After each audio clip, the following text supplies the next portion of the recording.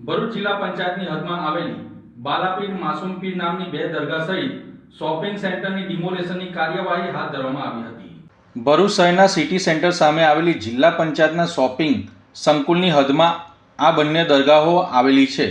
જિલ્લા પંચાયત દ્વારા અગાઉ દરગાહના ટ્રસ્ટીઓને જગ્યા ખાલી કરવા અંગે નોટિસ આપવામાં આવી હતી।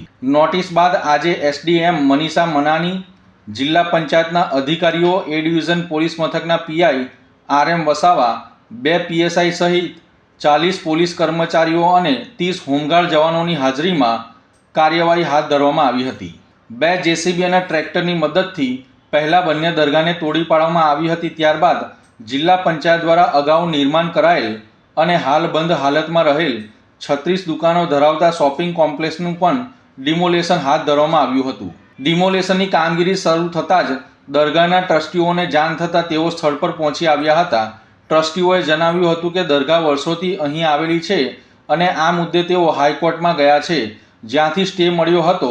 જો કે સ્ટેની મર્યાદા પૂર્ણ થતાં હાઈકોર્ટે તેમને નીચલી કોર્ટમાં જવા આદેશ કર્યો હતો અને કાનૂની પ્રક્રિયા હાલ ચાલુ હોવાનું તેમણે જણાવ્યું હતું। કાનૂની પ્રક્રિયા પૂર્ણ થતાં પૂર્વે તંત્ર દ્વારા ડિમોલેશન કરાતા ટ્રસ્ટીઓમાં અસંતોષ જોવા મળી રહ્યો છે। જો કે સમગ્ર કાર્યવાહી દરમિયાન કોઈ અનિચ્છનીય બનાવ ન બને તે માટે ભારે પોલીસ બંદોબસ્ત ગોઠવી દેવામાં આવ્યો હતો। આ મામલે જિલ્લા પંચાયતના પ્રમુખ મહેન્દ્રસિંહ વાસદિયાએ જણાવ્યું હતું કે જિલ્લા પંચાયતને આત્મનિર્ભર બનવા માટે તેમજ જન વિકાસના કામોને વધુ ગતિ આપવા માટે પંચાયતની માલિકીની જમીન પર કોમર્શિયલ બિલ્ડિંગ ઊભા કરવાની યોજના અમલમાં મૂકવામાં આવશે। આ પ્રોજેક્ટથી પંચાયતને નિયમિત આવક પ્રાપ્ત થશે, જેનો ઉપયોગ વિકાસ કાર્યોમાં કરવામાં આવશે તેમ જણાવ્યું હતું।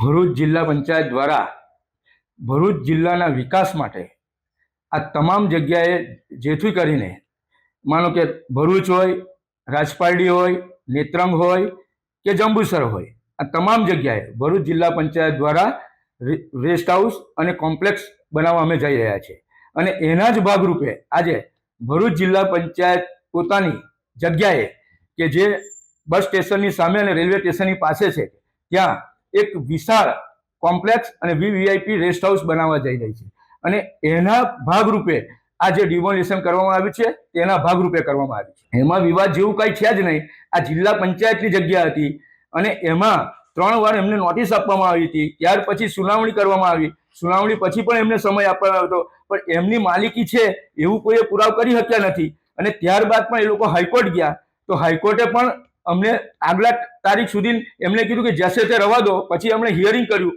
અને એમણે એ ખારિજ કરી નાખ્યું છે અને એમણે એવું કીધું કે નીચલી કોર્ટમાં જાઓ। નીચલી કોર્ટમાં ગયા પછી પણ નીચલી કોર્ટે બી એમની અરજી ખારિજ કરી નાખી છે। એટલે એમાં બીજી કોઈ વિવાદ જેવું છે જ નહીં, એમાં કોઈ વસ્તુ નથી। આ વિકાસના ભાગરૂપે આ પ્રક્રિયા થઈ છે, એમાં બીજી કોઈ વસ્તુ આવતી નથી।